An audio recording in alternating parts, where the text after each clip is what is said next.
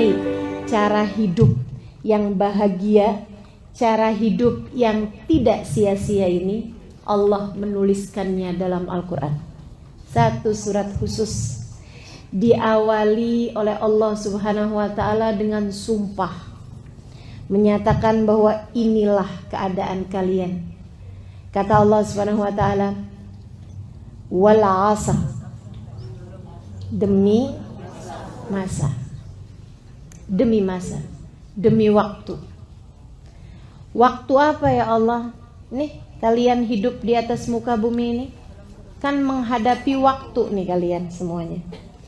Nah, terhadap waktu-waktu ini Allah Subhanahu wa taala kasih tahu, innal insana lafi khusr. Semua manusia hidupnya sia-sia.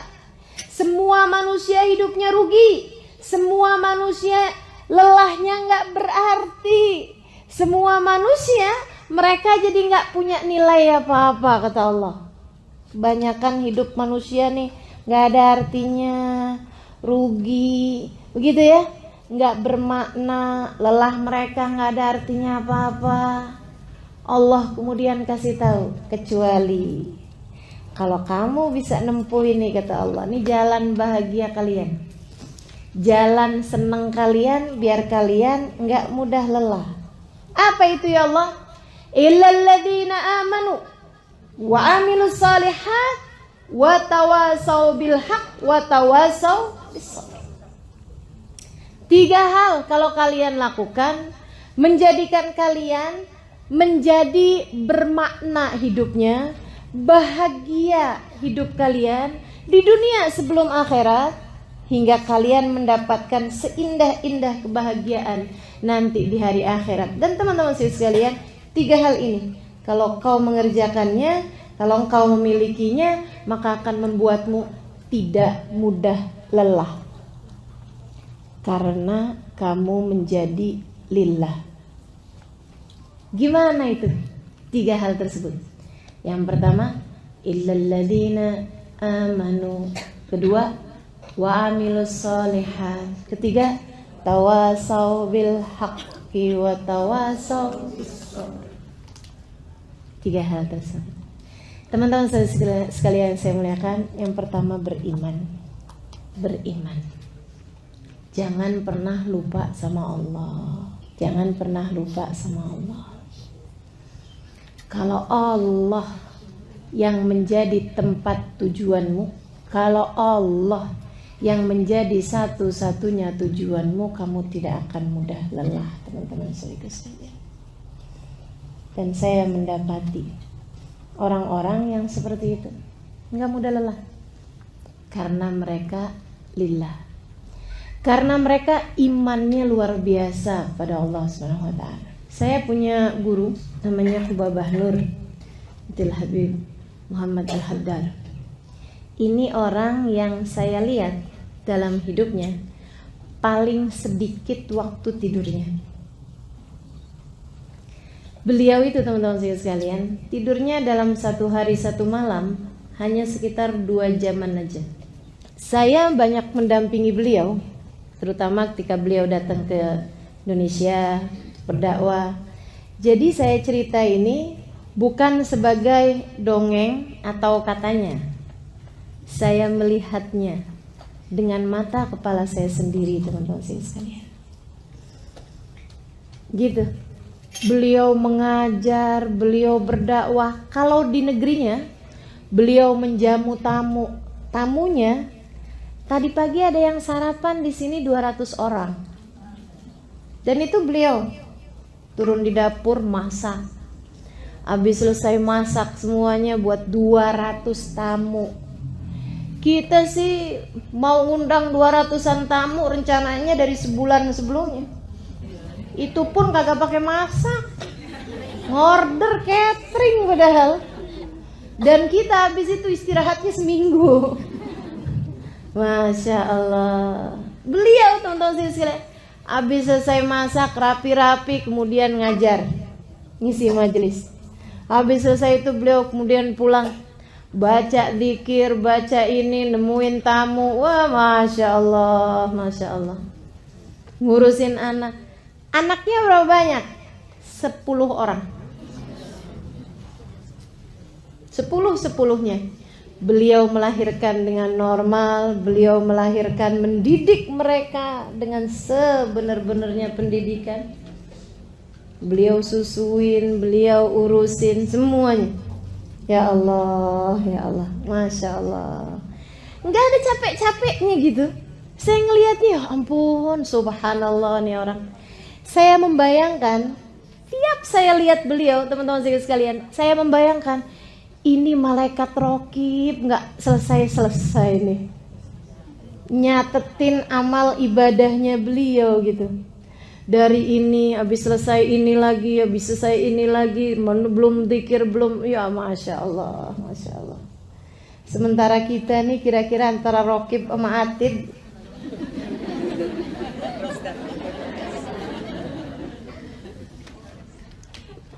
Saudara sekalian yang saya muliakan, satu hari menantu beliau cerita, waktu kedatangan beliau sekitar 3 tahunan yang lalu, 4 tahunan yang lalu di Indonesia, ada menantunya bercerita. Dia bilang, ya Allah, perjalanan ini bikin saya tahu siapa Ummi, maksudnya siapa ibu mertuanya itu.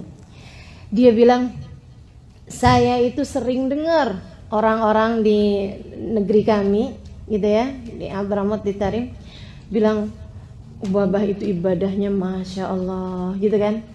Tapi dia bilang saya nggak lihat langsung. Yang sekarang karena perjalanan bersama-sama, makanya kita kalau mau kenal orang, berjalanlah bersama dengan orang tersebut, kamu kenal siapa dia, gitu kan? Itu nggak Bu? Ya. Beliau bilang, si menantunya ini bilang, dia bilang ada satu hari Hubabah hari itu lagi di Kalimantan. Dia bilang hari itu majelis-majelis sampai malam. Habis itu kemudian kami pun pulang. Dia bilang hari itu putri beliau, beliau ada bawa 2 orang putri waktu itu. Putrinya yang satu diundang majelis ke tempat yang lain, yang satunya lagi pulang ke Jakarta. Jadi yang menemani Hubabah Nur ini hanya menantunya ini. Jadilah kami pun kemudian satu kamar bersama-sama, dia bilang. Dan baru kali itu menantu ini ya, baru kali itu kami satu kamar bersama-sama. Menantu sama mertua kan jarang satu kamar ya Bu ya. Dia bilang saya kemudian satu kamar. Dia bilang saya pun udah jam-jam sekitar jam 10-an gitu. Dia bilang saya gosok gigi, siap-siap mau tidur. Habis selesai, kemudian Hubabah masuk kamar mandi, gosok gigi ini apa, saya pikir mau tidur juga. Beliau kemudian bilang sama saya, habis selesai keluar dari kamar mandi, saya rasanya kayak gak enak gitu, udah baringan sebelum Hubabah baringan. Jadi saya tungguin, dia bilang gitu kan. Sambil saya kerjain witir 3 rakaat, habis itu kemudian saya tunggu beliau gitu. Terus beliau bilang kayak gini, Muna, namanya Muna. Dia bilang kalau kamu mau tidur, tidur nak. Saya masih mau ngerjain maksudnya yang biasa beliau kerjain gitu ya. Dia bilang saya pertamanya kayak sungkan gitu, tapi karena saya pikir saya juga ngantuk, capek banget hari itu habis majelis gitu ya. Dia bilang saya pun kemudian tidur, ketika sebelum ketidur itu saya lihat beliau lagi sholat. Dia bilang saya bangun entah jam berapa, saya lihat Hubabah tuh belum ada juga di samping. Saya kemudian lihat gitu, beliau lagi baca Quran. Habis itu saya pun tidur lagi. Dia bilang saya kebangun, kayaknya udah jam-jam 2-an gitu. Dan saya lihat tempat tidur di samping nih masih rapi juga gitu. Saya pikir Umi mana sih, udah rada gelap, beliau udah gelapin gitu. Tapi ternyata beliau nggak ada, adanya lagi sujud.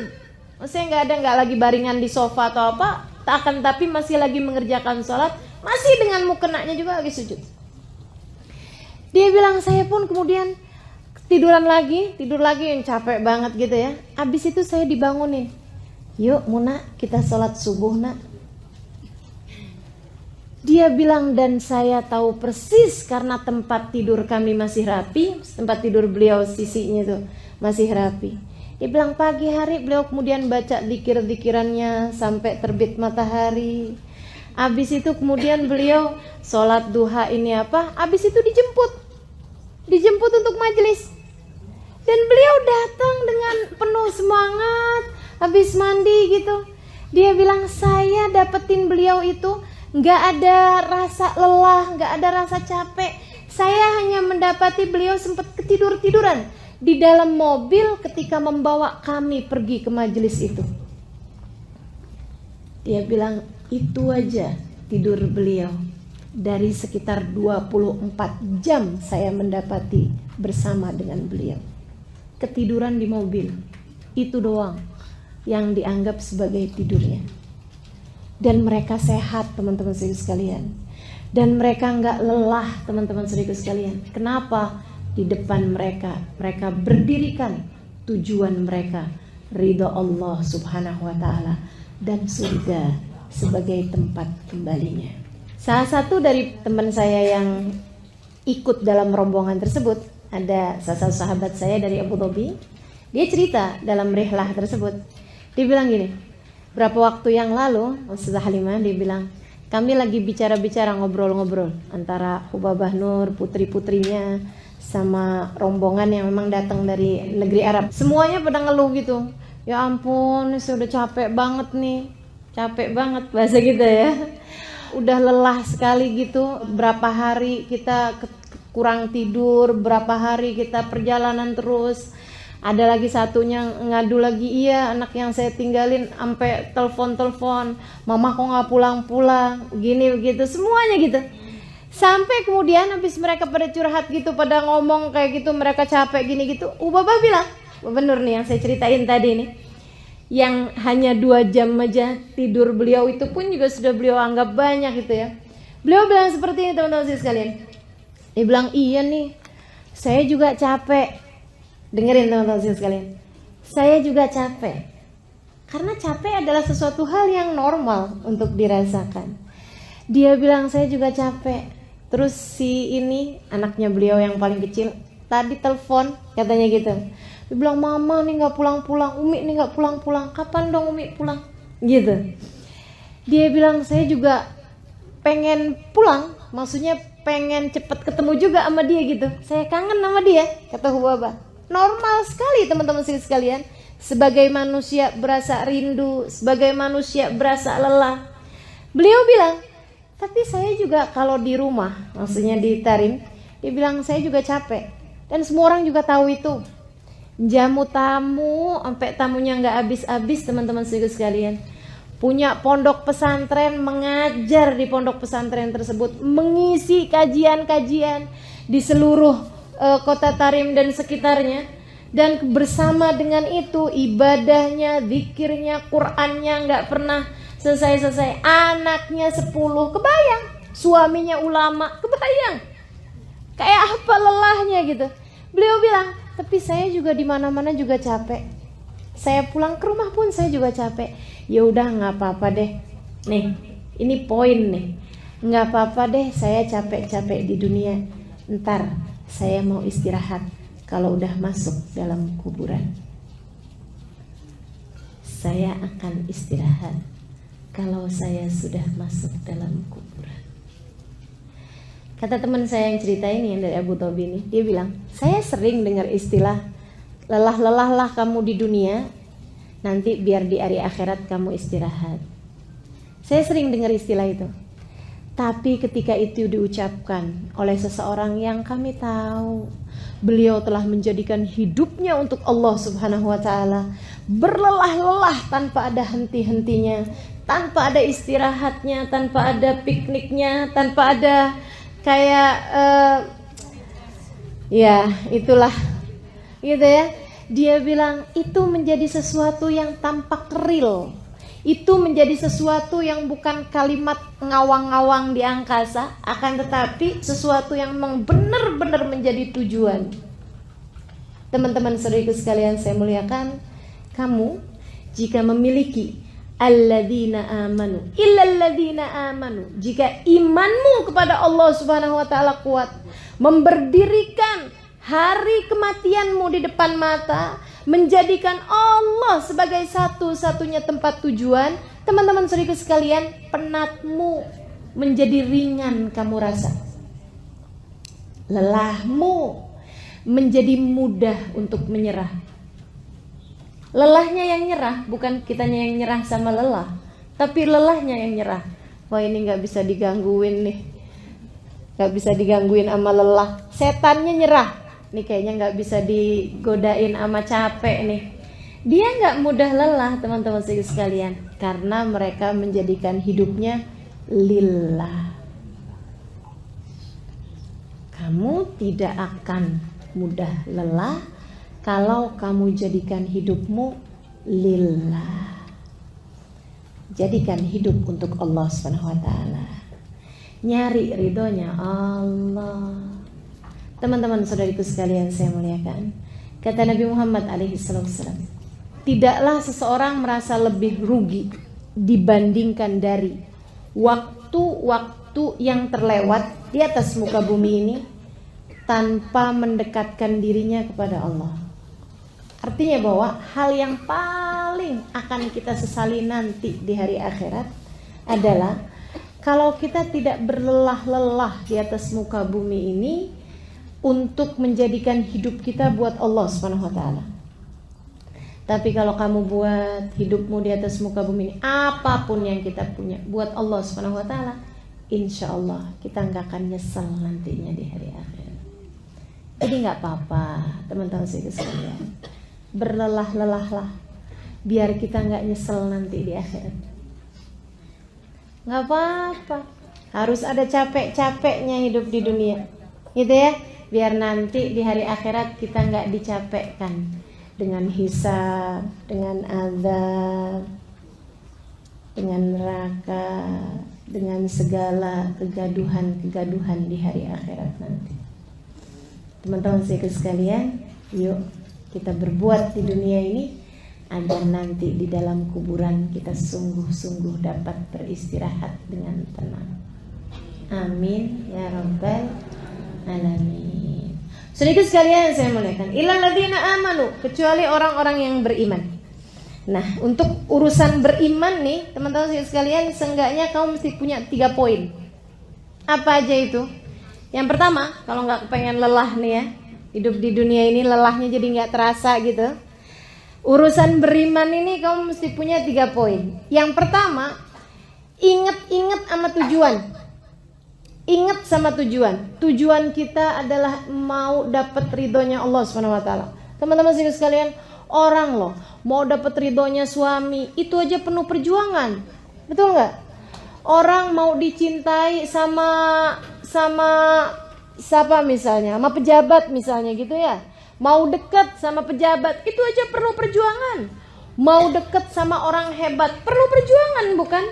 Maka teman-teman saudaraku sekalian, bagaimana pula dengan mau mendapatkan ridho Allah Subhanahu wa taala? Apa menurutmu tidak perlu perjuangan? Jika cinta manusia aja itu selalu dijadikan sama orang-orang sebagai hal yang membuat ringan sebuah pengorbanan, maka bagaimana pula dengan cinta Allah Subhanahu wa taala? Teman-teman pernah nonton film India enggak? Selalunya kalau di film-film India tuh cinta itu digambarkan dengan harus berkorban, kan begitu? Ya emang iya teman-teman sekalian. Bagaimana kamu berkorban untuk cintamu terhadap anakmu, ya kan? Bagaimana kamu berkorban untuk cintamu terhadap suamimu, untuk cintamu terhadap orang tuamu. Pasti yang namanya cinta pasti perlu pengorbanan. Itu Allah lagi mau ngajarin teman-teman sekalian. Kalau cinta manusia aja kamu untuk mendapatkannya perlu pengorbanan seperti itu, bagaimana pula dengan cinta kepada Allah Subhanahu wa taala? Kalau ngaku cinta, ya berbuatlah, berkorbanlah. Tancapkan cita-cita depan mata. Tancapkan tujuan depan mata.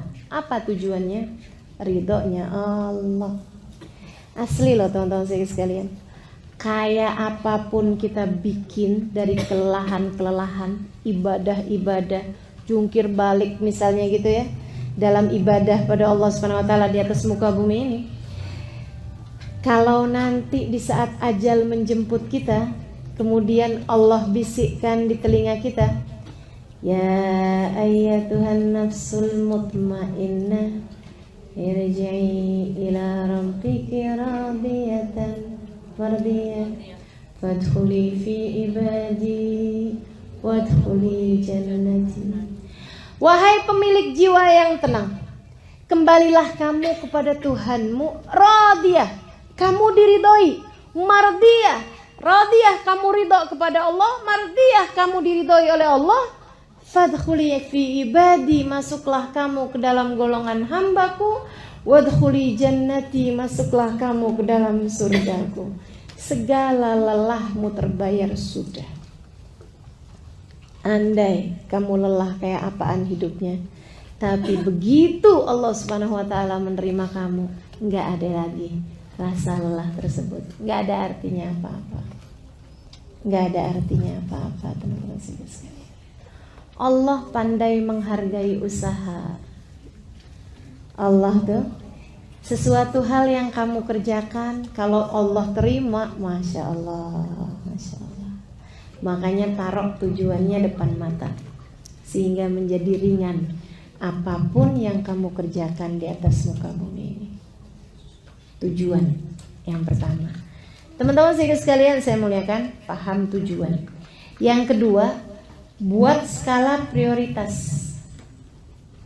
Kalau kamu beriman, maka buatlah skala prioritas, gitu ya. Ini hidup kita nih nggak ada yang masa percobaan loh. Ada nggak yang hidupnya sekarang nih lagi masa percobaan? Jadi salah-salah nggak apa-apa deh, lagi masa percobaan. Kamu saya kasih 2 kali hidup, gitu ya. Yang sekarang salah-salah nggak apa-apa, nanti habis itu baru benernya ya. Ini nih masih ujian, tapi ujian bayangan. Ujian yang benernya ntar. Ada nggak yang hidup kita kayak gitu? Nggak ada, teman-teman sekalian. Hidupmu yang sekarang, inilah dia hidupnya. Kalau kamu kehilangan hidup yang ini, kalau kamu kemudian tidak berbuat di hidup yang ini, kamu gak akan punya apa-apa, teman-teman sekalian. Buatlah skala prioritas. Kalau yang kamu kerjakan di dunia ini hanya untuk dunia, maka dengan apa kamu akan pulang kepada Allah Subhanahu wa taala? Mau bawa apa? Saya mau sholat duha biar rezekinya lancar. Saya mau baca Quran biar suami saya sayang. Saya mau tahajud biar anak dapat kerjaan yang bagus, biar anak bisa sekolah yang bagus, biar anak cepat dapat jodoh. Misal gitu. Teman-teman sekalian yang saya muliakan, tujuanmu ngerjain berbagai macam hal enggak lillah. Tujuanmu menghadapi berbagai macam, menjalanin semuanya cuman karena pengen dunia. Ntar di hari akhirat apa yang kamu mau bawa? Ya Allah, saya punya duha. Kata Allah, duha kamu kan cuman kepengen rezekinya aku tambahin. Sudah aku tambahin tuh waktu di dunia. Saya punya tahajud ya Allah. Tahajud kamu kan biar waktu itu tanahnya cepet laku. Kan sudah laku. Saya punya Quran ya Allah. Kamu waktu baca Al-Quran itu kan kepengen disayang sama suami. Sudah aku beri waktu di dunia. Sekarang dengan apa kamu menghadapku? Jadi gak punya apa-apa, teman-teman sekalian. Makanya difahami makna prioritas dalam hidup. Allah dulu. Man wajadallah famalladhi yafqiduh. Katanya seorang ulama, siapa dia mendapati Allah, dia merasa kehilangan dari apa? Orang kalau dapat Allah, dapat segalanya. Wa man lam yajidillah fa ayyu syai'in yajidu. Dan orang yang kehilangan Allah, nggak dapat Allah SWT dalam hidupnya, apa yang dia dapat? Nggak dapat apa-apa. Walaupun kamu kaya, walaupun kamu berpendidikan, walaupun kamu cantik, walaupun kamu disayang sama suami, walaupun kamu dicinta sama anak-anak, walaupun kamu jadi pejabat, walaupun kamu jadi apa aja, selagi Allah murka padamu, kamu tidak ada artinya apa-apa. Pahami prioritas teman-teman saudara sekalian. Allah Subhanahu wa Ta'ala adalah prioritas kita. Kita kalau paham prioritasnya, insya Allah jadi nggak mudah lelah, saudariku sekalian. Hidup kita adalah tujuannya untuk mencari ridha Allah Subhanahu wa Ta'ala. Kemudian bagi-bagiin yang pinter-pinter pahamin prioritas. Oh ini penting nih, ini penting. Jangan sampai kita nih, banyak banget di antara kita suka kelelahan karena yang mestinya nggak dipikirin, yang mestinya nggak dikerjain. Betul nggak? Yang mestinya nggak diomongin. Tuh yang bikin kita pada lelah.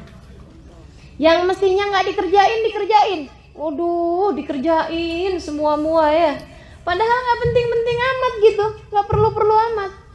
Contohnya nih, yang nggak mestinya dikerjain, nonton TV, apalagi gosip, apalagi tuh ya. Ya Allah, membahas urusan artis bercerai sampai segitunya. Padahal dari perceraiannya artis itu dia nggak dapat apa-apa juga. Gono gini nggak dapet, tetangga bukan, kenal enggak, dibahas. Ya Allah, mau-maunya gitu. Masya Allah, capek akhirnya. Karena yang nggak mesti dikerjain kamu kerjain, yang nggak mesti diomongin kamu omongin.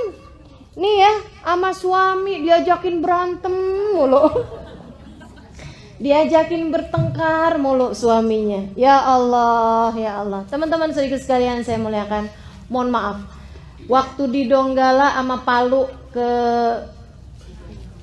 kena gempa, kena tsunami itu ya, begitu hanya beberapa detik, hanya beberapa menit, kemudian rusak semuanya, hilang, bahkan ada satu kampung hilang ya, itu ya. Saudaraku sekalian yang saya muliakan, kebayang nggak di antara rumah-rumah itu tuh yang kemudian temboknya rusak, yang kemudian rumahnya ambruk, yang kemudian dindingnya rubuh dan lain sebagainya. Kira-kira kebayang nih, kira-kira ada nggak gitu waktu mikirin mau ngecat warna apa, suami sama istri pakai berantem dulu? Ada nggak kira-kira? Ada pasti. Sama kita.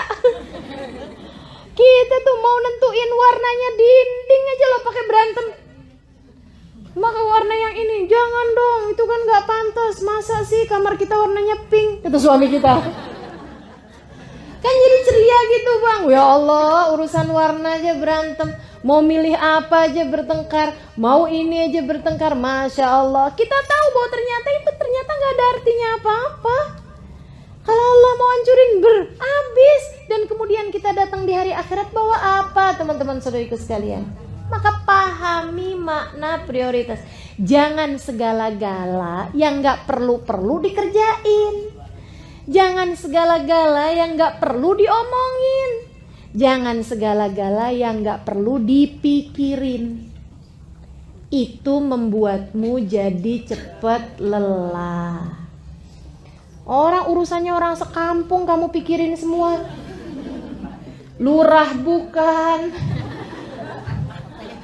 Ya capek bu. Masya Allah.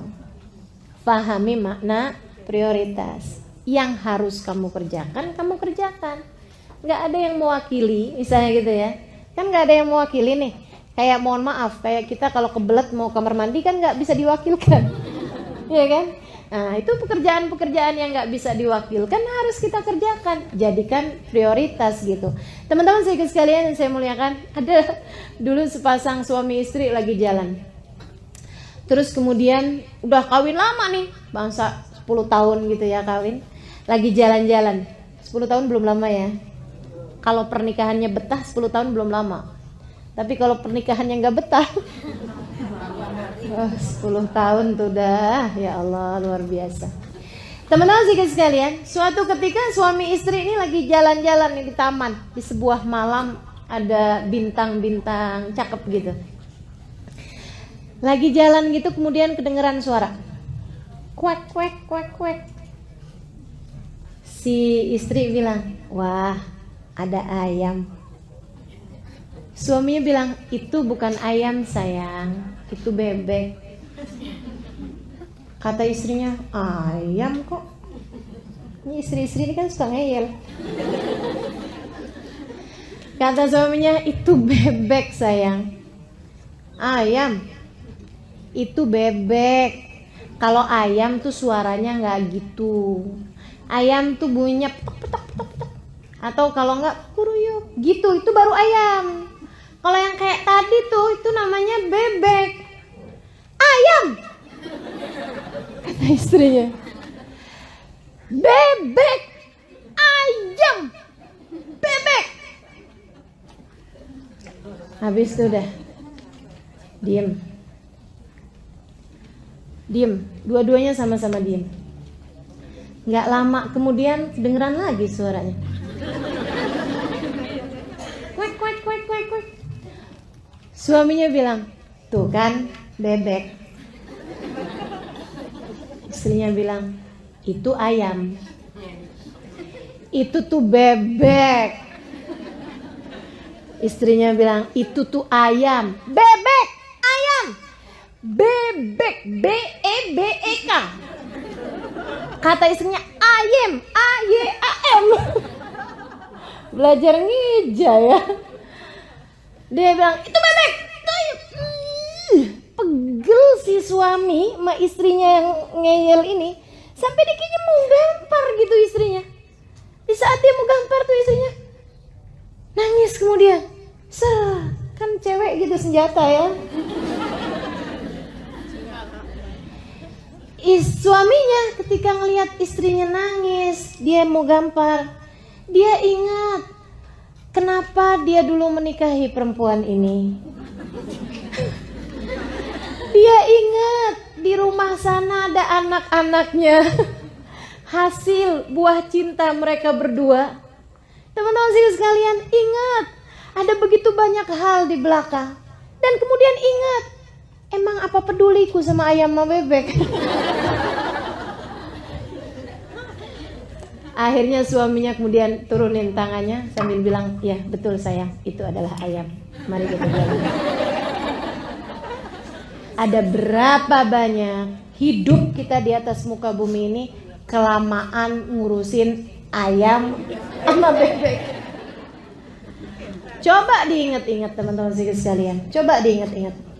Dari perbincangan kita dari pagi sampai malam. Itu yang kira-kiranya penting, yang kira-kiranya memang harus diomongin, sama yang gak seharusnya diomongin, banyakan mana coba? Dari sini kita tahu kenapa kita lelah.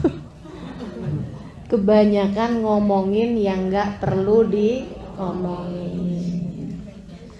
Kebanyakan ngurusin yang gak perlu diurusin. Kebanyakan mikirin yang gak perlu dipikirin. Teman-teman saudaraku sekalian, berhentilah melakukan itu. Pahami makna prioritas dalam hidupmu, insya Allah kamu tidak akan mudah lelah. Dan prioritasmu yang nomor satu sebagai hamba Allah, sebagai umat Rasulullah nomor 2-nya. Yang ketiganya masing-masing dari kita liatin deh. Ada yang sebagai ibu, ada yang sebagai istri, kan begitu ya? Nah itu prioritas kita tuh.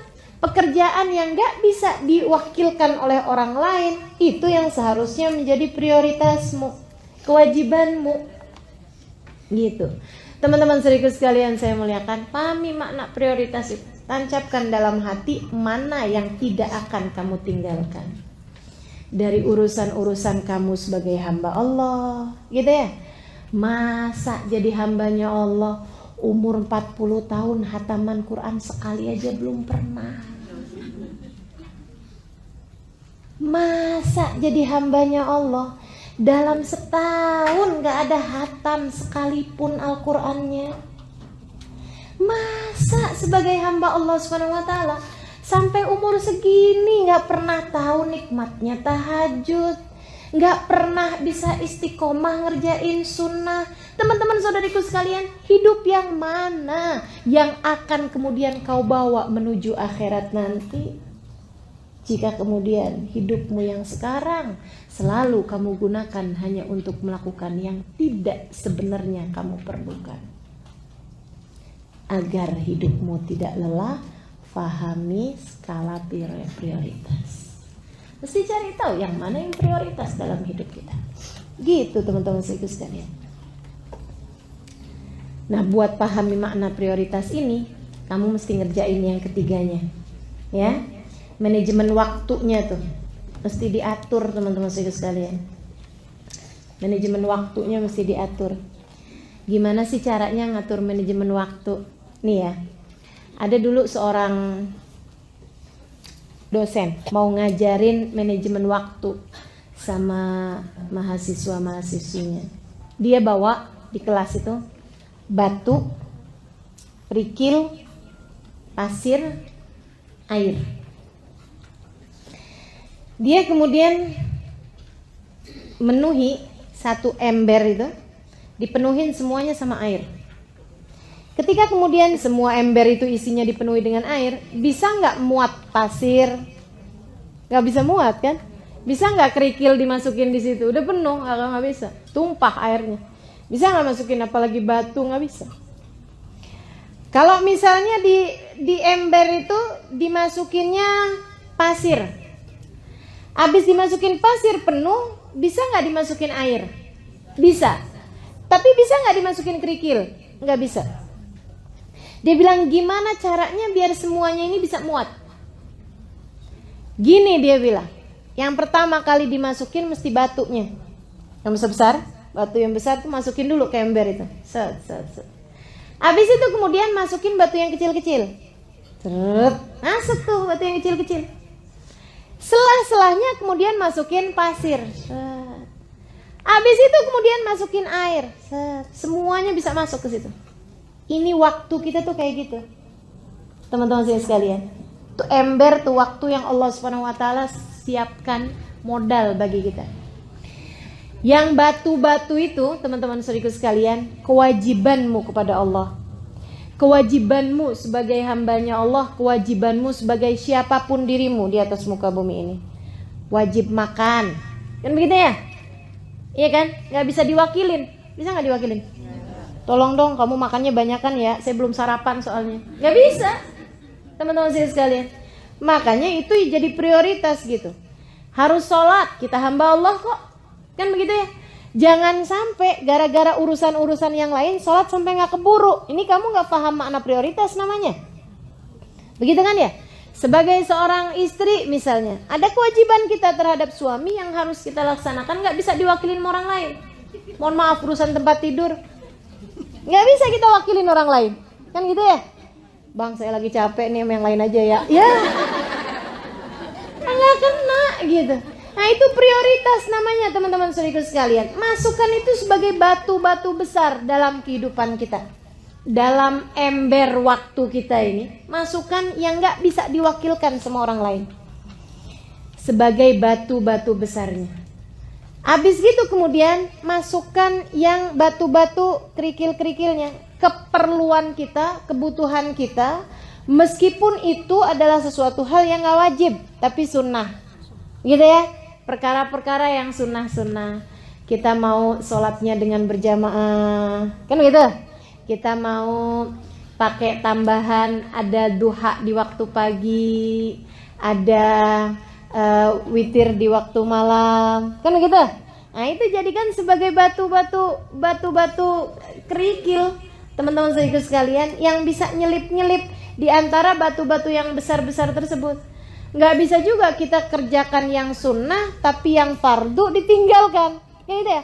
Sepanjang malam tahajud, giliran jam 3:30 malah ngantuk. Pagi-pagi bangun subuhnya bablas. Itu kayak orang masukin kerikil, ninggalin batu. Jadi mesti yang ini juga mesti dikerjain gitu. Kemudian sesudah itu baru tuh yang namanya pasir tuh keperluan kita tapi yang nggak terlalu mendesak. Teman-teman saudaraku sekalian, pasirnya masih bisa diwakil-wakilin sama orang lain, biarin dia nyelip-nyelip aja, gitu kan ya?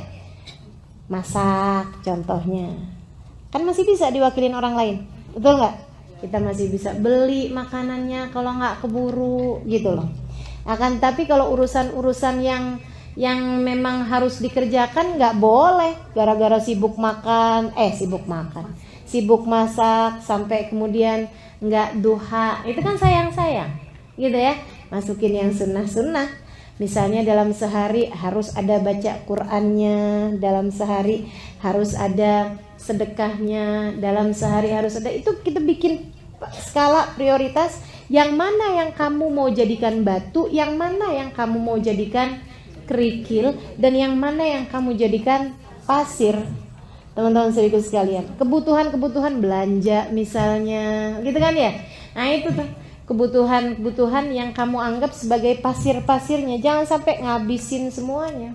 Baru kemudian yang air, hiburan kita, jadikan airnya aja teman-teman saudaraku sekalian. Dia bakalan nyelip-nyelip kok gitu. Kayak misalnya arisan, teman-teman. Kayak misalnya buka media sosial, iya kan ya? Bermedia sosial itu termasuk apaan tuh? Air, teman-teman saya sekalian. Dia bakalan nyelip-nyelip. Kamu di kendaraan, di mobil, iseng buka media sosial kan begitu. Kalau kemudian terus aja di situ, sampai segala yang sunnah nggak dikerjain, sampai segala rumah berantakannya kayak apaan, gitu kan ya? Suaminya ngeliatin, ya ampun, jam 10 pagi, jam 10 siang, mandi belum. Rumah berantakan, masak kagak, pegang HP aja. Wah, ada berita baru nih bang. Kenapa? Kirain berita penting apa sampai nggak mandi gitu ya. Temen saya bang, si Eno bang, bercerai sama lakinya. Ya Allah. Inna lillahi wa inna ilaihi raji'un. Pahami? Jadi kita tahu mana yang prioritas, mana yang bukan. Gitu teman-teman sekalian. Biar nggak banyak salah-salahnya nih kita ngerjain hidup. Dan yang terakhir dari keimanan ini ya, mesti kita harus bahas amal sama tawasau bil haq, tawasau bis sabr. Yang terakhir nih, ini saya sering ditanya, Ustazah itu, ada seorang teman saya bilang ini, Ustazah tuh ngajar di majelis kami 13 tahun. Dia bilang dari 13 tahun itu Ustazah nggak pernah sekalipun bolos karena sakit. Teman saya bilang, saya baru kemudian ngeh gitu, iya juga ya, gitu. Alhamdulillah. Cuman kalau ditanyain, emang Ustazah nggak pernah sakit? Ini teman-teman saudaraku sekalian, nih ya, agar kita bisa ngerti caranya jalanin hidup. Yang ketiga nih, bagian dari keimananmu kepada Allah Subhanahu wa taala, bagian dari caramu mengatur cara berpikir nih, Allah kamu jadikan sebagai tujuan. Yang nomor 1 tadi kan ya. Kemudian yang kedua, pahami makna prioritas, maksudnya yang mana yang mesti kita duluin, yang mana yang boleh kita jadikan selingan dan sebagainya. Yang ketiga, teman-teman saudaraku sekalian, jangan biarkan rasamu mengalahkan fakta. Jangan biarkan rasa mengalahkan fakta. Apa tuh? Nih, coba ya. Ada banyak istri-istri yang kemudian udah gak sanggup lagi ngadepin suaminya. Dia lupa fakta bahwa suaminya adalah suaminya hanya karena rasa cemburu misalnya. Itu dia dikalahkan, rasanya mengalahkan fakta. Saya, ketika faktanya saya harus mengajar, saya udah janji mau datang ke Jogja, gitu kan ya? Itu adalah fakta. Faktanya adalah bahwa di jadwal saya tertulis Jogja.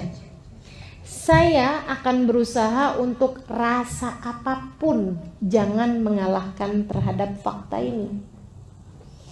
Maka saya sampaikan kepada kawan yang bertanya itu, saya bilang saya bukan berarti nggak pernah sakit, akan tapi saya tidak biarkan rasa sakit mengalahkan kewajiban saya untuk mengajar. Jadi nggak masalah bagi saya saya mengajar dalam keadaan sakit. Nggak mengapa bagi saya mengajar dalam keadaan sumpek. Nggak mengapa bagi saya mengajar dalam keadaan kesel. Nggak apa-apa, asal jangan kelihatan itu bagi yang mendengarkan. Kan begitu? Saya tidak mau rasa tersebut mengalahkan fakta, teman-teman saudaraku sekalian. Berapa banyak di antara kita ini yang jadi kecapean sendiri karena urusan rasa. Karena saudariku sekalian yang saya muliakan, yang kebanyakan kelelahan lah, sakit lah, apa segala macam, itu bukan karena kelelahan badan loh, tapi kelelahan perasaan, kelelahan pikiran. Oh ibu-ibu nih coba perhatiin, kalau lagi suasana hati dilanda cemburu sama suami, coba ibu ingat-ingat bisanya ngapain? Nah itu, masak nggak bisa, bersih-bersih nggak bisa, tidur yang jadi istirahat aja nggak bisa, makan nggak enak, katanya gitu ya, atau malah makan mulu. Masya Allah bu, betapa mudahnya perasaanmu mengalahkan rasamu. Jangan biarin, biar kamu tidak mudah lelah, teman-teman saudara sekalian. Kamu lagi berasa capek, anak datang, mah liatin deh mah hasil kerjaan saya.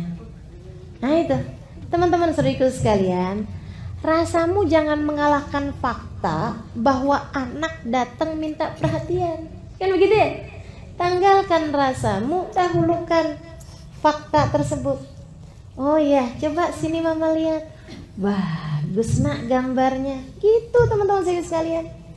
Gak apa-apa gitu. Saya sering kok ngajar dalam keadaan sakit. Saya sering kok ngajar dalam keadaan sakit kepala. Saya sering berbicara dalam keadaan hati saya sebenarnya lagi gak enak, malah justru itu ngobatin. Selesai ngajar, selesai ini jadi lebih ngerti malahan.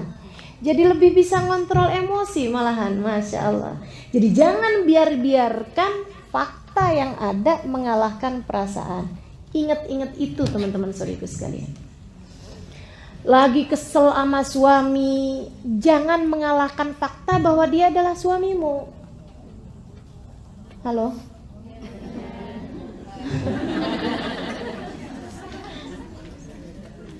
Rasa itu bisa dihilangin, fakta gak bisa dihilangin. Fakta gak bisa dihilangin.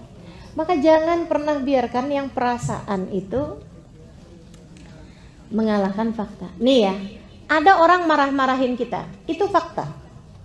Tapi kamu jawabnya, itu rasa kamu. Kamu nanggepinnya, itu adalah rasa kamu. Dan rasa itu masih bisa kamu ganti-ganti. Tinggal terserah kamu aja mau dirasain apaan. Ada orang ngata-ngatain gitu ya. Ada seorang ngata-ngatain ulama nih ibu-ibu teman-teman saya sekalian. Dasar anjing kamu. Mohon maaf nih ya, saya harus sebutkan. Dia bilang dasar anjing kamu. Ini fakta. Kan gitu ya. Ada orang marah-marah sama kita. Ini fakta teman-teman saya sekalian. Namun bagaimana kamu menanggapinya, ini adalah rasa. Saudariku sekalian yang saya muliakan, si ulama ini ketika dibilangin dasar anjing kamu, beliau kemudian liatin nih, bagaimana dia fakta tidak mau mengalahkan rasa. Maksudnya jangan sampai perasaan mengalahkan faktanya gitu. Beliau kemudian bilang begini nih, makasih ya atas pujiannya. Gimana sih, saya gak lagi muji kamu kok.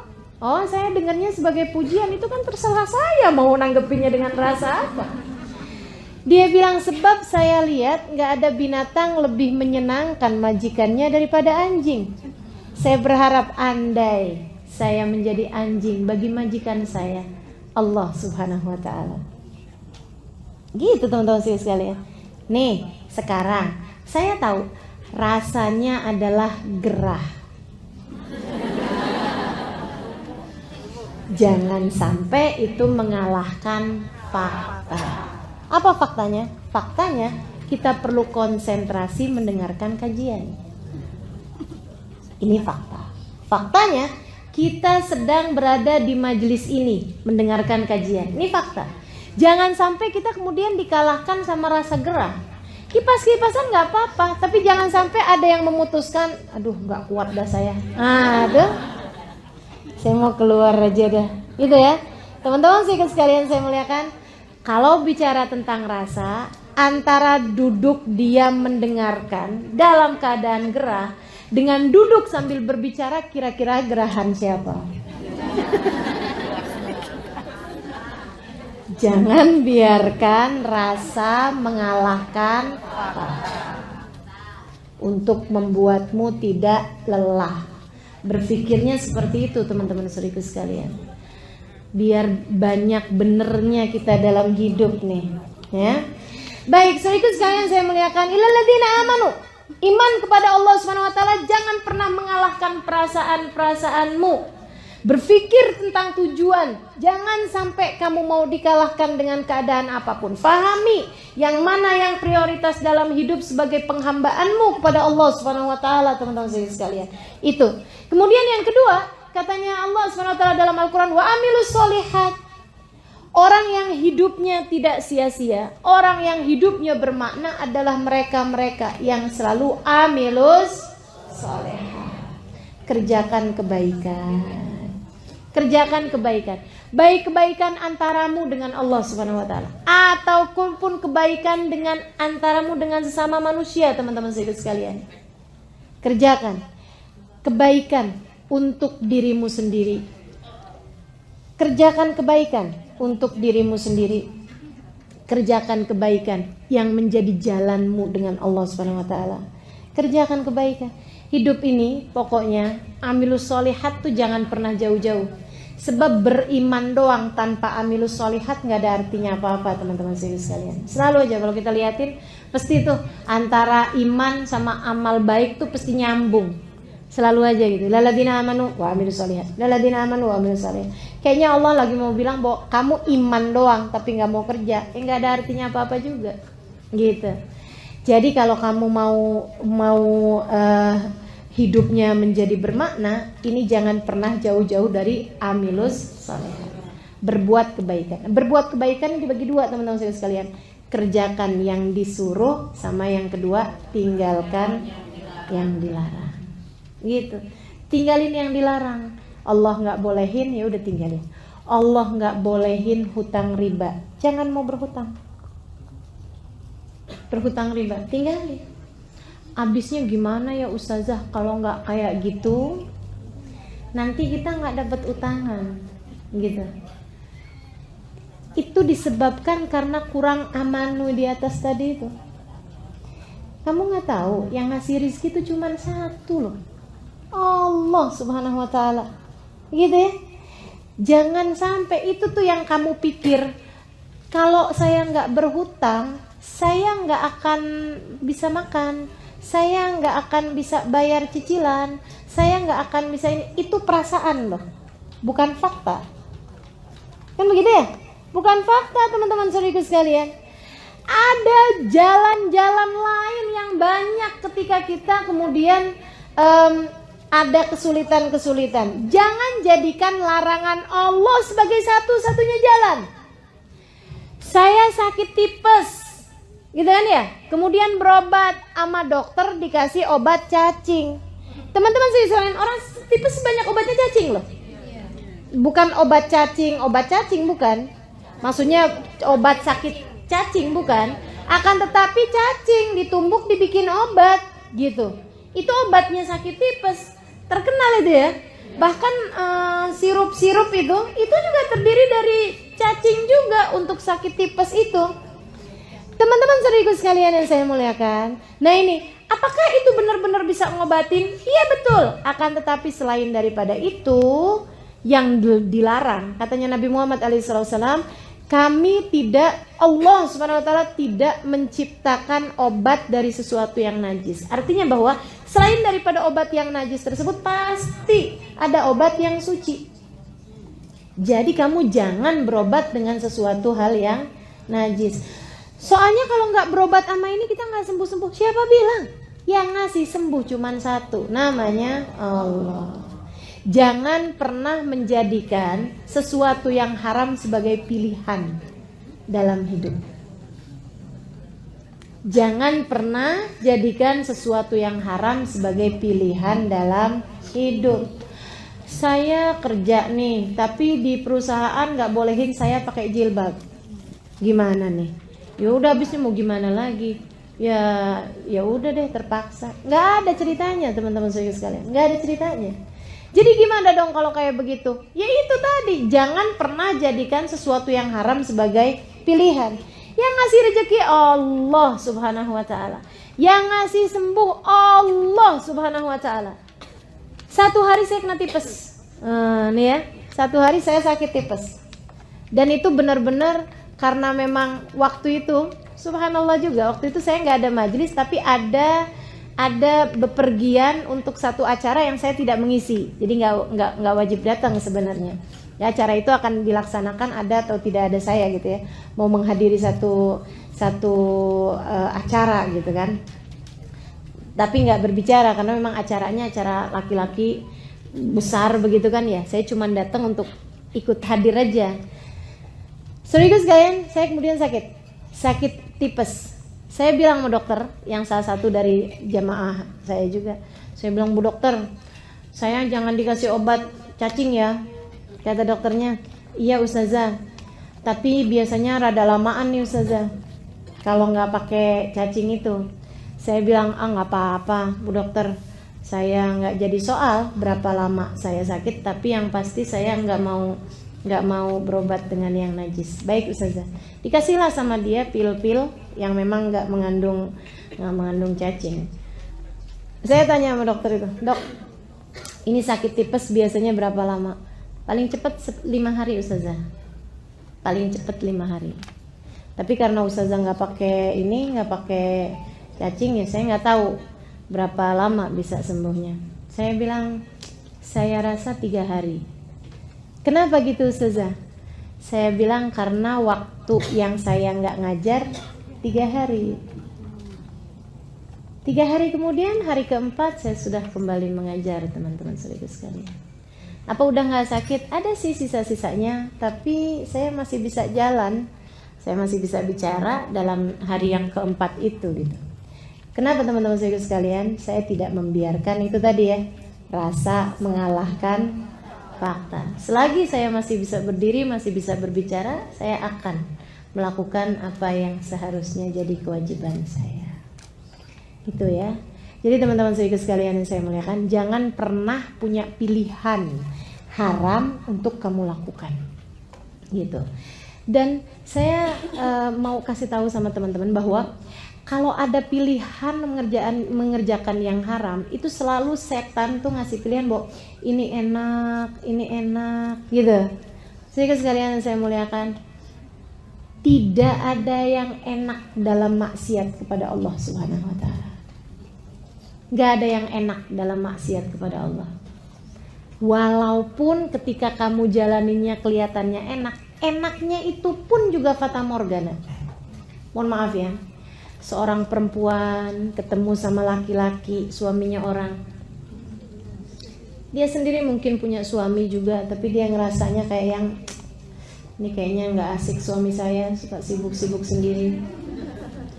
Dia kemudian ketemu sama laki-laki lain, begitu ya, ngobrol-ngobrol, manja-manja, gini gitu, berasanya kayak enak.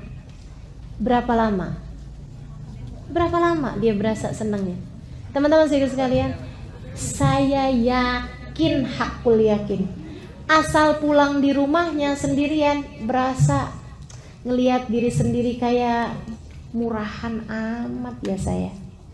Ketika ngeliatin suaminya, ya ampun, maafkan saya. Apalagi pas ketemu anak-anaknya, duh rasanya. Kalau anaknya kemudian gak nurut sama dia ngerasanya, iya ibu kayak saya emang gak pantas buat diturutin, gitu. Betul apa enggak?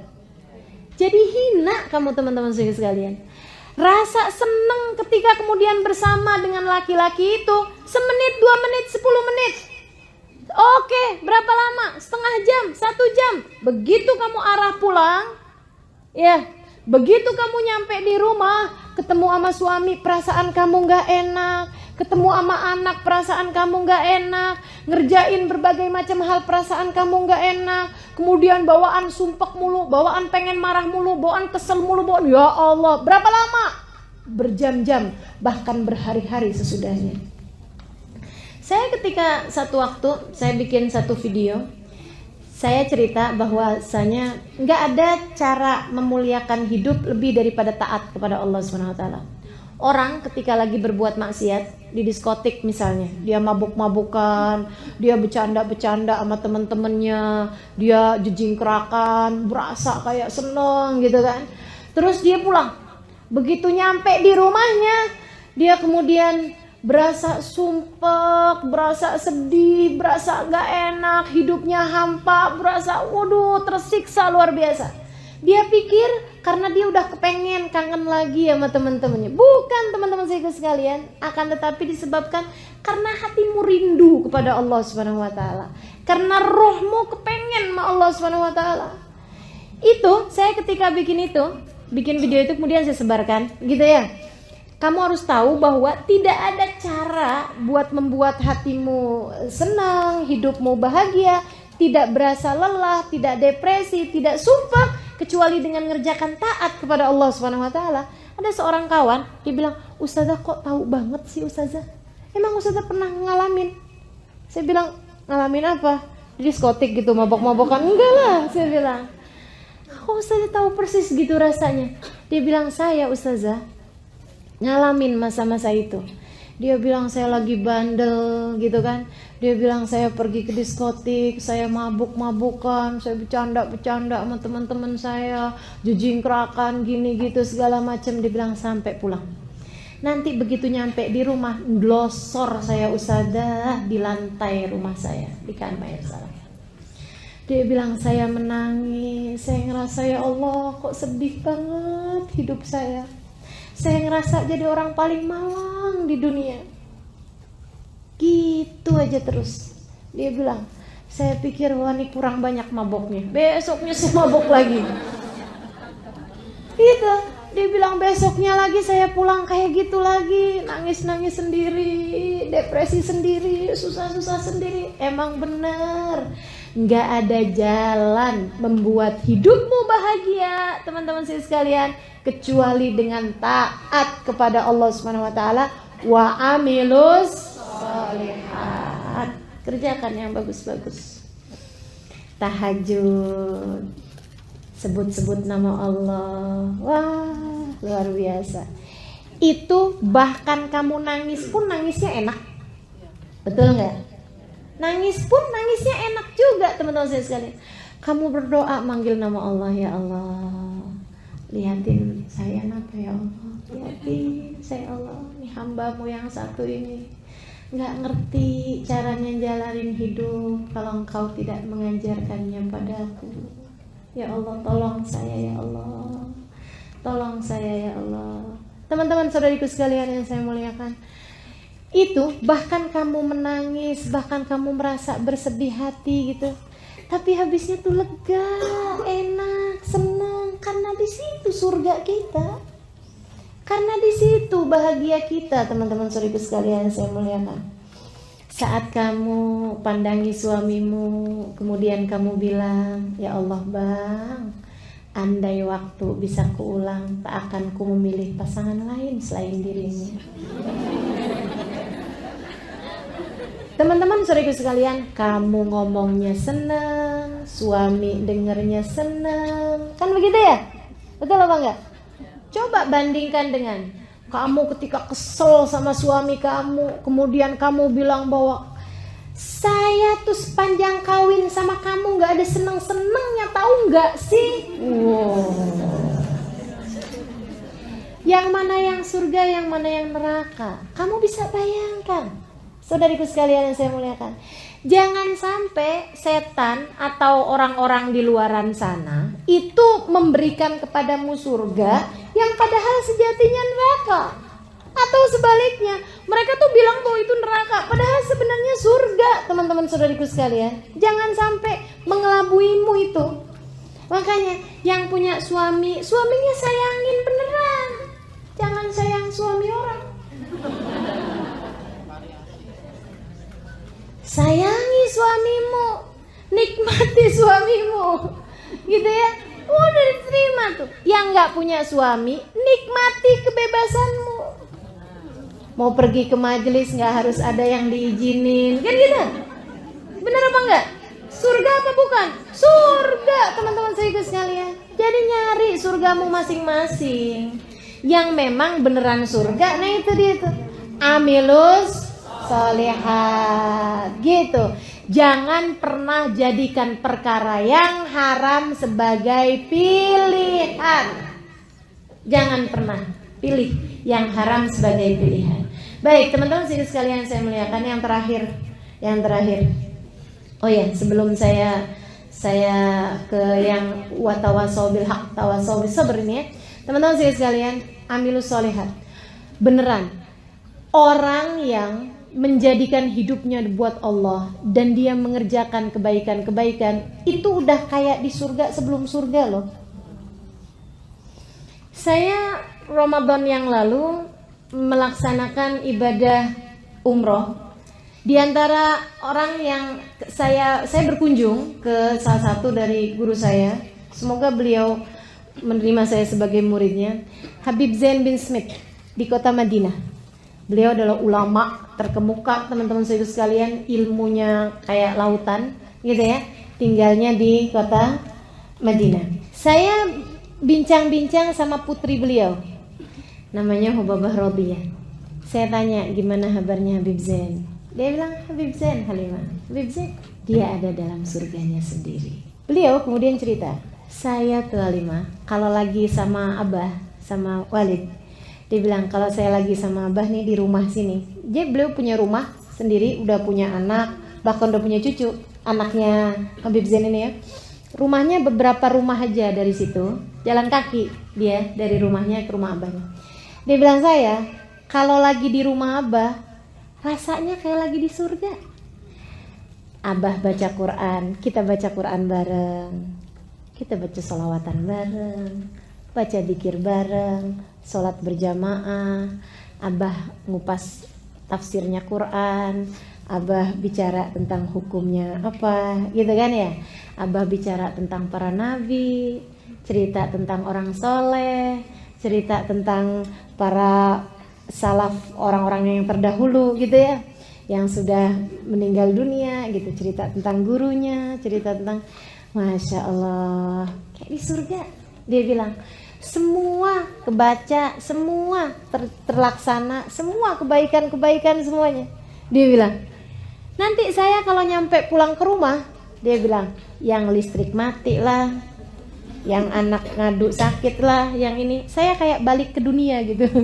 Ya dari surga gitu ya, balik lagi, oh ternyata saya masih di dunia kayak gitu. Dia bilang, nanti pas saya balik ke tempat Abah lagi, Allah kayak di surga. Masya Allah, zikir, ibadah. Dia bilang, Halimah, Habib Zain bahkan di tiap tangganya punya zikiran tersendiri. Jadi sekedar turun dari tangga itu udah punya zikiran-zikirannya, teman-teman saudara sekalian. Yang beliau menentukannya untuk diri beliau sendiri. Saya setiap turun tangga zikirnya ini, saya setiap jalan dari situ ke situ zikirnya ini, saya setiap ini, semuanya. Masya Allah, teman-teman saudara sekalian. Dan mereka adalah orang-orang yang paling bahagia hidupnya di dunia ini. Hamba-hamba Allah yang tidak pernah putus dari wa'amilus. Jangan pernah berpikir bahwasanya maksiat, bahwasanya perbuatan dosa adalah sesuatu yang dapat membahagiakan di hidupmu di dunia ini, apatah lagi di akhirat. Kalau di akhirat mah jelas kita udah tahu gitu ya, dosa bawa neraka, taat bawa surga. Tapi saudara sekalian, dari di dunia ini taatmu membawa bahagia dan dosamu membawa sengsara, membawa derita. Itu. Jadi wa'amilus sholehat. Teman-teman sekalian, yang terakhir, yang ketiga, kalau kamu ingin hidupmu di atas muka bumi ini tidak mudah merasa lelah, kamu harus punya senjata yang ketiganya. Apa itu? Tawasau bil haq wa tawasau bis sabr. saling nasihat menasehati dalam kebenaran, saling nasihat menasehati dalam kesabaran. Artinya apa? Namanya juga saling, artinya jangan pernah sendiri. Kalau kamu pengen ringan, gitu ya teman-teman sekalian, harus saling menguatkan. Kalau kamu mau ringan perjalananmu di atas muka bumi ini, harus saling mengingatkan, harus saling meringankan. Makanya kemudian yang ketiga ini bolehlah kalau kita sebut sebagai ukhuwah. Kalau kamu mau hidupmu itu menjadi hidup yang bermakna, hidup yang bahagia, milikilah orang-orang di sekitarmu yang dapat membawamu kepada jalan Allah Subhanahu wa ta'ala. Harus ada orang di sekitarmu dan dirimu sendiri yang bisa tawasau bil haq wa tawasau bis sabr. Teman-teman saudariku sekalian yang saya muliakan, saya pernah dengar istilah seperti ini. Kalau kamu mau berjalan cepat, berjalanlah sendirian. Kalau kamu mau berjalan panjang, lama, berjalanlah bersama-sama. Nah, hidup menuju surga selalu adalah perjalanan yang panjang. Maka jangan kerjakan dengan sendirian. Kamu harus punya sekurangnya 3 orang, ke atas, ke samping, sama ke bawah. Siapa itu? Yang ke atas, orang tua. Orang ya ini ya, kita lagi bahas ukhuwah ya. Yang ke atas orang tua, yang harus kamu muliakan, yang harus kamu siap penerima nasihat. Tawasau bil haq, tawasau bis sabrnya dari orang tua ke kamu kan gitu. Tapi orang tua bukan hanya yang melahirkanmu, mereka juga yang mendidik ruhmu, yaitu para guru. Hidup ini kalau mau ringan, kalau mau gak mudah lelah, kamu harus punya seseorang yang dapat memberitahumu. Kamu harus begini, kamu harus begitu. Kalau enggak, nyari jalan sendiri susah. Bener gak? Teman-teman saya sekalian, apalagi kalau kemudian datang ke sana dikasih taunya beda. Datang ke sana dikasih taunya beda. Ya capek hidupnya. Enggak jalan-jalan kamu. Enggak jalan-jalan kita saudariku sekalian. Kalau kemudian kita terbawa arus gitu ya, tidak menemukan orang yang bisa membawamu menuju kepada jalan Allah Subhanahu wa ta'ala. Saudara sekalian saya muliakan, datang ke pengajian sana dikasih tahu sholawatan yang banyak, sholawatan tuh berkah. Datang ke pengajian satunya lagi, nggak boleh sholawatan, itu bid'ah. Apa nggak capek hidupnya? Capek. Ini yang mana ya? Habis pergi ke sana pulang-pulang sholawatan. Habis pergi ke sana berhenti sholawatan. Wah, itu prioritas berubah mulu gitu kan ya. Kita udah cari tahu nih yang mana yang batu, yang mana yang kerikil, yang mana yang pasir, yang mana yang air dalam kehidupan kita. Tapi setiap kali ngaji ganti-ganti mulu. Mana batunya, mana airnya, ya ampun. Susah kan hidupnya, capek. Makanya teman-teman saya sekalian, harus ada orang yang bisa memberimu nasihat dalam kebenaran dan kamu dapat memegangnya dengan penuh lapang dada. Kalau kamu gak punya, minta. Nih masalahnya teman-teman saya sekalian, kita nih suka rada merasa jauh dari Allah SWT, gak suka minta. Kalau urusan dunia aja kita mintanya serius bener. Tapi urusan-urusan yang seperti ini jarang ada yang minta di antara kita. Siapa di antara kita yang dari sejak kecilnya minta, ya Allah karuniakan kepada saya seorang guru yang dapat membimbing langkah kehidupan saya menujumu. Siapa? Ada nggak di antara kita yang berdoa seperti itu?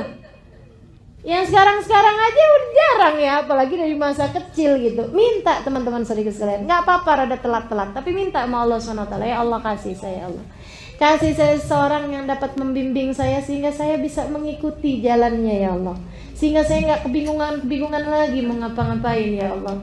Harus tuh dalam hidup, sebab kalau enggak lelah kita teman-teman seribu sekalian.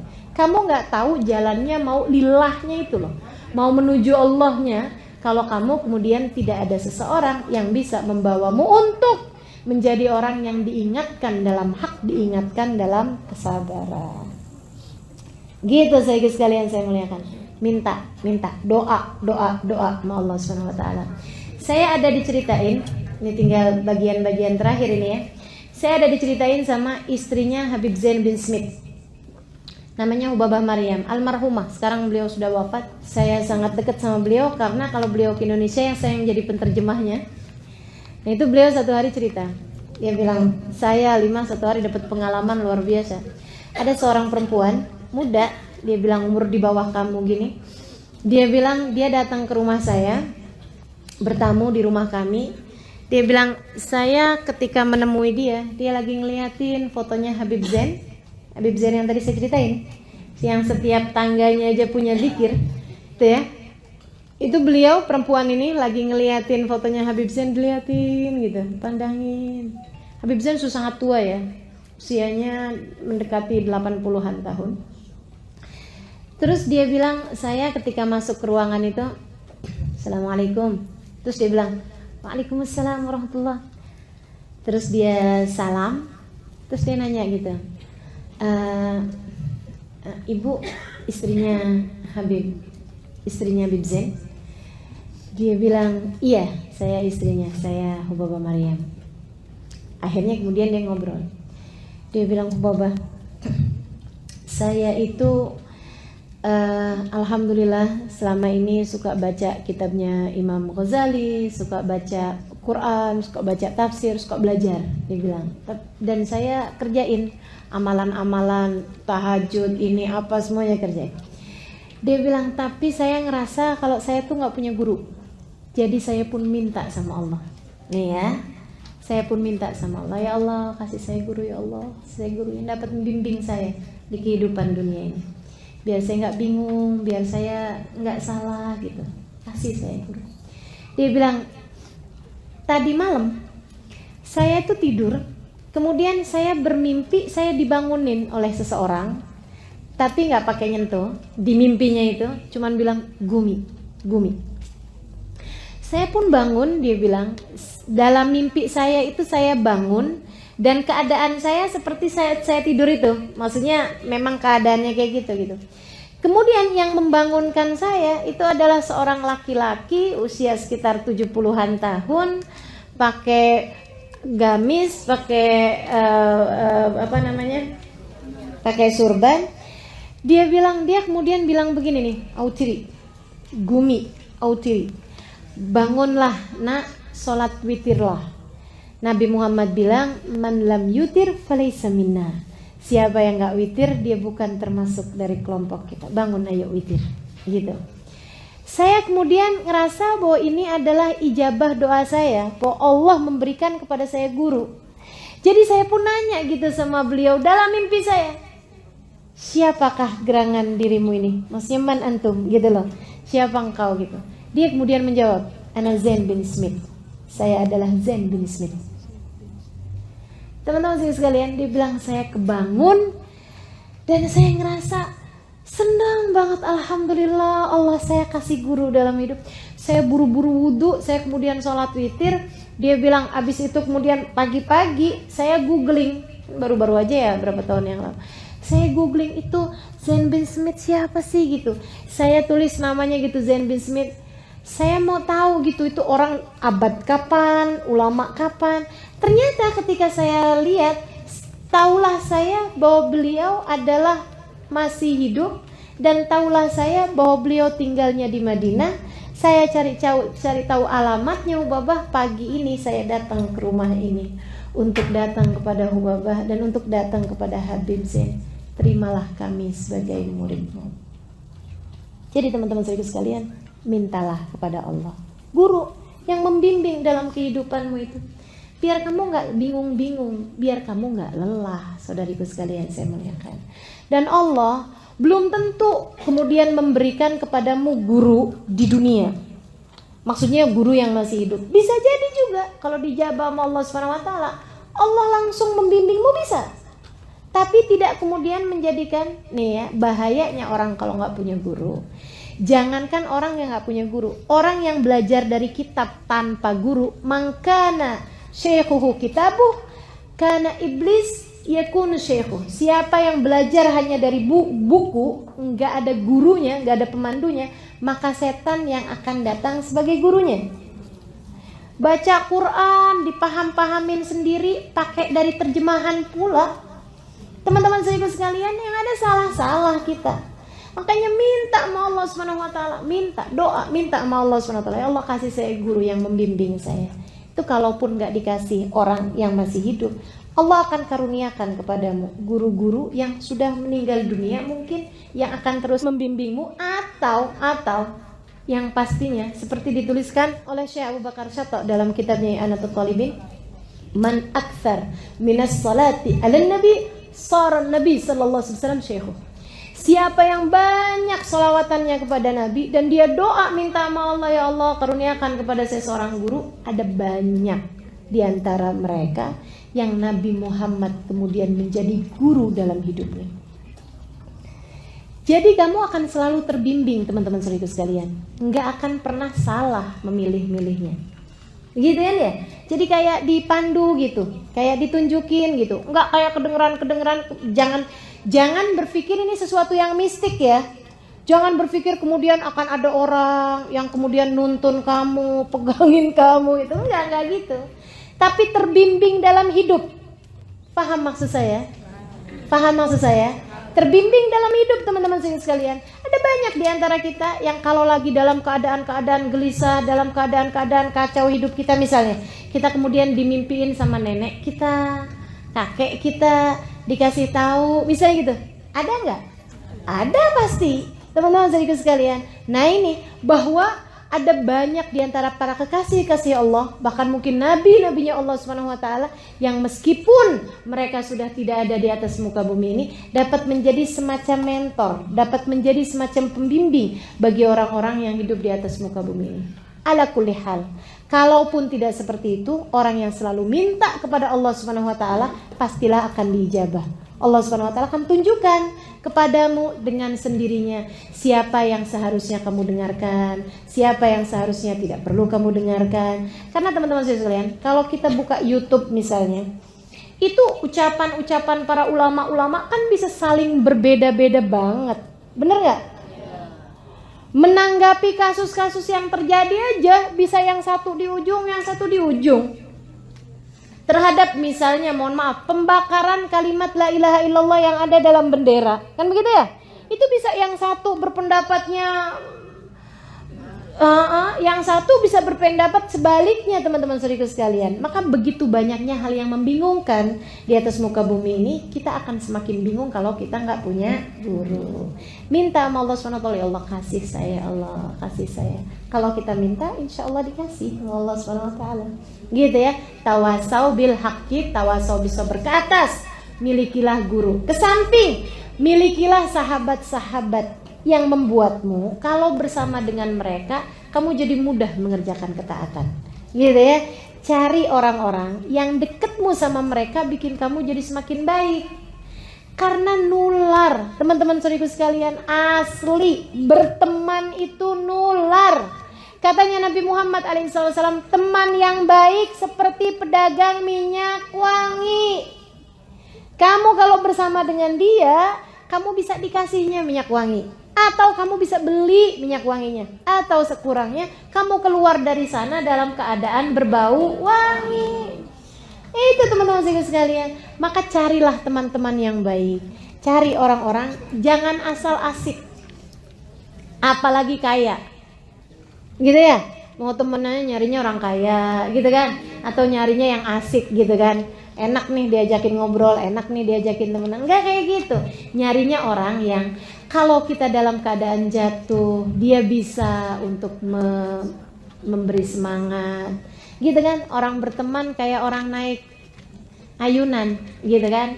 Yang satu naik didorong, tapi jangan dia terus. Saatnya dia yang turun, kemudian temennya yang naik didorong, kan gitu teman-teman sekalian. Kayak gitu tuh, gitu loh. Jadi cari teman-teman yang membuatmu kemudian menjadi mudah mencari jalan ridha Allah Subhanahu wa taala. Lebih bagus lagi kalau kemudian suamimu di antara teman-teman tersebut. yang memang dapat membuatmu menjadi semakin mudah berjalan mencari ridha Allah Subhanahu wa taala. Kemudian yang terakhirnya yang ke bawah, yaitu anak-anakmu. Jadikan mereka sebagai orang-orang yang dapat membuat tawasau bil haq, tawasau bis sabr. Sama anak tuh, sabar-sabarin. Sama anak, kasih tahu yang benar, gitu ya. Jangan asal sama anak pokoknya jalan-jalan bareng, makan bareng, nonton TV bareng, tapi nggak pernah ada muatan tawasau bil haq, tawasau bis sabr. Kasih tahu yang benar kayak gimana dan ajarkan kepada anak untuk bersabar. Dan teman-teman sekalian, nggak bisa kita ngajarin anak kita untuk bersabar kalau kitanya nggak punya itu. Kalau kitanya kemudian begitu dengar ada orang ngomong nggak enak, marahnya kayak apaan gitu ya, anak akan belajar itu gitu. Dia pun akhirnya jadi kayak begitu juga, tersinggungan kan gitu kan. Nah itu ya, mudah baper gitu ya, karena memang ngelihat emaknya kayak begitu gitu. Dah insyaallah mudah-mudahan nih tawasau bil haq, tawasau bis sabr, saling ya, nyari ke atas yaitu guru, nyari ke samping yaitu kawan, nyari ke bawah murid atau anak untuk bisa kita bersama-sama menuju jalan Allah Subhanahu wa taala. Rabbana zalamna anfusana wa illam taghfir lana wa tarhamna lanakunanna minal khasirin. Rabbana atina fid dunya hasanah fil akhirati hasanah wa qina adzabannar. Subhanakallahumma wa tahiyyatuhum fiha salam. Akhiru da'wana anil hamdulillahi rabbil alamin.